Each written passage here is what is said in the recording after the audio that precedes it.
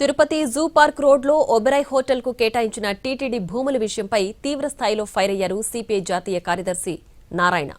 గతంలో టీటీడీ భూములు కేవలం విద్యాలయాలకు మాత్రమే ఇచ్చేవారు. ఇప్పుడు ప్రైవేట్ వ్యక్తులకు ఇవ్వడం దుర్మార్గమని అన్నారు. హోటల్కు కేటాయించిన భూములను తమ పార్టీ నేతలతో కలిసి పరిశీలించారు నారాయణ. టీటీడీ భూములు హోటళ్లకు కేటాయిస్తే అక్కడ మద్యం, మాంసం, క్లబ్బులు, డాన్సులు వేయరా అని నిలదీశారు. గత ప్రభుత్వం కేటాయిస్తే తప్పు అన్నారు.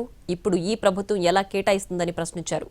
కేంద్రం, రాష్ట్ర ప్రభుత్వం, టీటీడీ కలిసి దేవుణ్ణి ఆస్తులను మాయం చేసేందుకు కుట్ర చేస్తోందని మండిపడ్డారు. టీటీడీ భూమి దీన్ని టెక్నికల్గా సాంకేతికంగా తప్పించుకోవడానికి టూరిజం డిపార్ట్మెంట్కి ఇచ్చేంటుగా ఇచ్చి టూరిజం డిపార్ట్మెంట్ నుంచి ఓబెరాయ్ హోటల్ గ్రూప్ వాళ్ళకి ఇస్తా ఉన్నారు 25 ఎకరాల భూమి. సో ఎంత కాస్ట్ ఉంది అది తర్వాత విషయం. తర్వాత దీన్ని లంచం తీసుకున్నారు అది తర్వాత విషయం.